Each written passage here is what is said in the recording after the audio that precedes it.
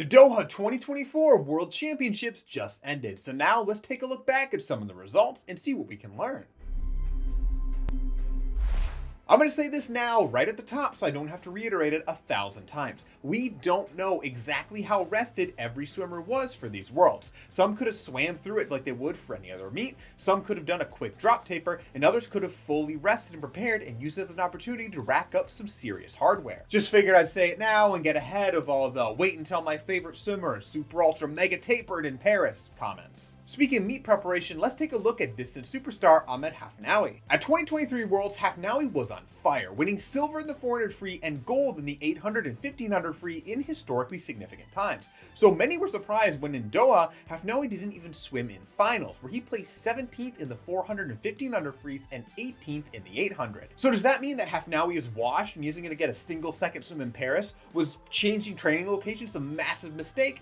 I don't think so. These swims are actually pretty in line for in-season swims for Zahawi. He didn't compete in any meets in February last year for an exact comparison, but he did compete in both January and March. Looking at those results and then comparing them to his prelim swims from Doha, they're basically right in the same realm. Are some of his Doha swims a tad slower? Yes, but not enough to give me major concern. In short, I think rumors of Zahawi's demise are being greatly exaggerated by some of our commenters, and I think we'll see another round of epic distance battles again in Paris. Sjostrom continues to refuse to get any slower as time goes on. In Doha, she tied herself for the 4th fastest swim ever in the 50 free and swam the 3rd fastest ever time in the 50 fly. Sjostrom proved that she has incredible staying power in the 50s, but didn't contest any other events outside of a pretty quick 56-11 split on the fly in the medley relay. I think the biggest question for Sjostrom is whether or not she'll contest 100 free or 100 fly in Paris. She didn't enter the 100 fly and scratched out of the 100 free. I can see this going either way. With Sjostrom taking on relay duties, it might be beneficial to cut the extra events.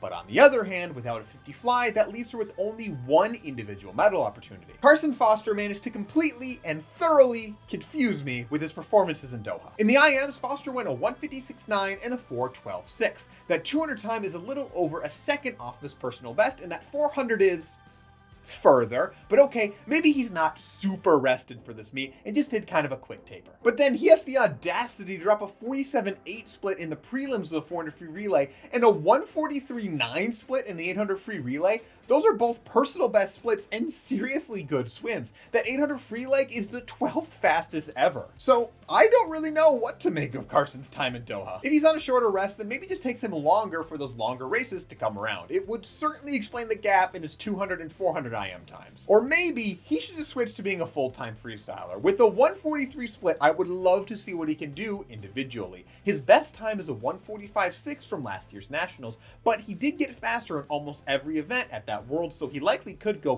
quite a bit faster. Either way, I really want to see him take a serious shot at the 400 freestyle.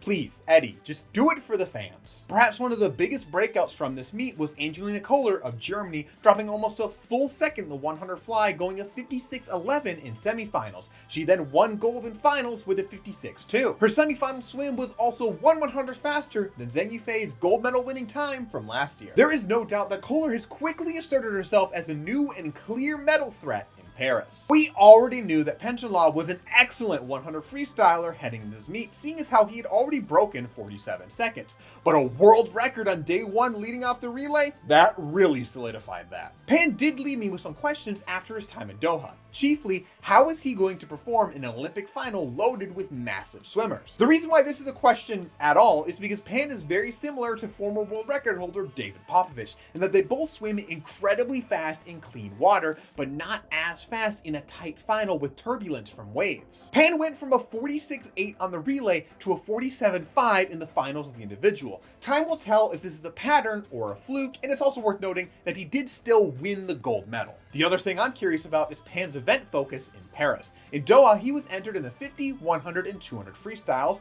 but didn't swim the 50 and either didn't try in prelims of the 200 or he swam it wearing a weighted vest. But Pan is clearly in great 200 free shape, seeing as how he ripped a 143.9 in the 800 free relay and played a crucial role in China winning that event. And he also should have decent 50 speed given how fast he takes his hundreds out. I think that Pan adds the 200 free to his Paris lineup and drops the 50. He's going to be on heavy relay duty, so dropping the 50 makes perfect sense.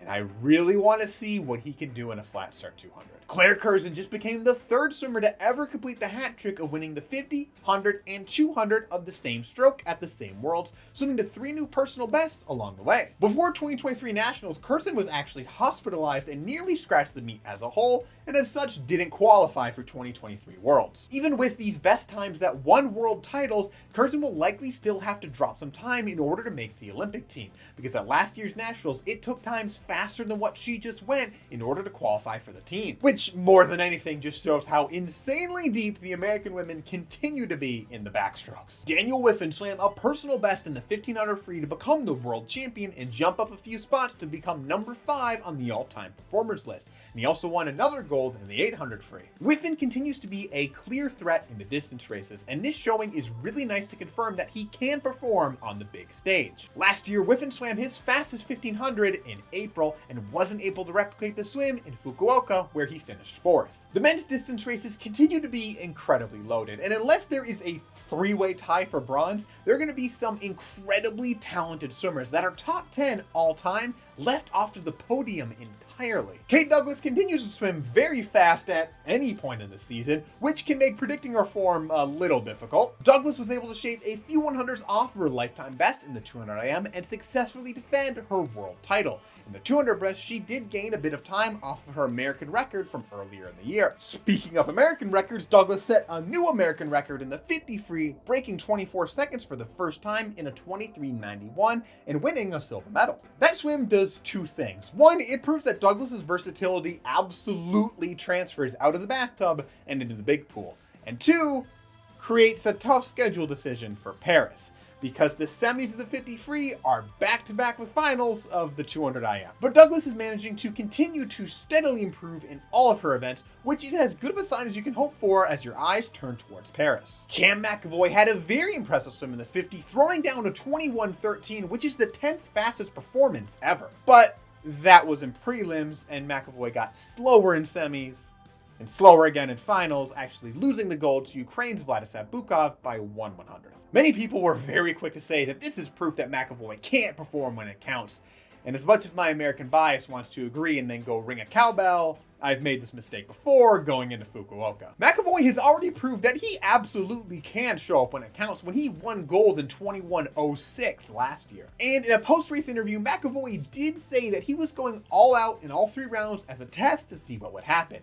This is supported by the fact that he was a lot faster than he was in early rounds in Fukuoka. I don't think that this silver medal eliminates McAvoy from being the favorite going into Paris, especially because that prelim swim was very fast. Teng Kuai-ting writ a 105.2 in the 100 breast to break the supersuited Chinese record and win gold in the event. With this swim, Tang is suddenly in the conversation for medals in Paris and also is solving one piece of the puzzle for China's women's medley relay. We got to see breaststroke legend Adam Peaty back in action on the world stage for the first time in a while. Peaty did manage to earn a bronze medal in the 100 breast and went a very speedy 58.6 in semis, but got a little bit slower in the final, going a 59.1. But both his semifinals and final swims are actually faster than what he was going at World Cup stops in October, so it's very promising to see him trending in a positive direction. I'm ready to say that Peaty is back in the medal hunt for Paris, but I don't see him challenging Chin Hayoung for gold. I think Chin still has that very locked down. What were your favorite swims in Doha, and what information do you think they give us looking ahead to Paris? Let us know down below. And don't forget to subscribe to keep up with all the latest swimming news.